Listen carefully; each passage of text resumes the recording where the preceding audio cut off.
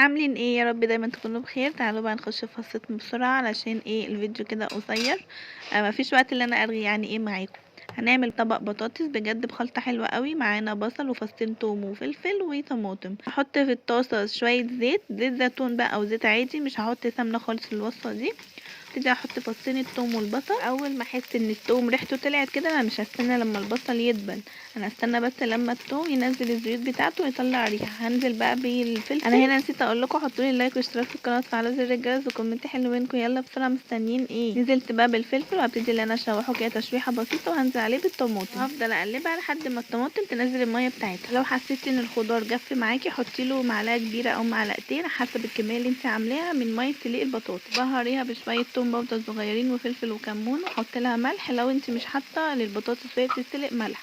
انا كنت حاطه في البطاطس ملح بسيط وبس. ابتديت ان انا ايه اظبط الحدق بتاعها لما حطيت ده على ده. وعلى ما عملت الخضار البطاطس كانت اتسلقت معايا. هبتدي بقى ان انا احطها في طبق وههرسها.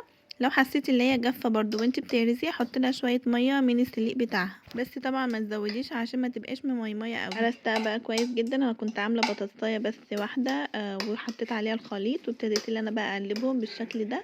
هوزع الخليط كويس جدا في البطاطس. لازم كل حاجه كده ايه تبقى متوزعه كويس في الطبق. بجد في كذا حد عمل الوصفه دي من عيلتي وبجد شكرني فيها قوي وقال لي ليه طعمها حلو وما بقاش بياكلوا البطاطس بالطريقه المعتاده، لا بقى كل مره يعملوها بالطريقه دي.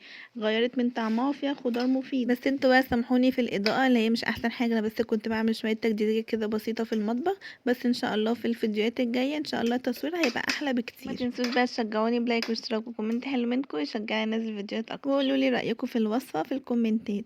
باي باي.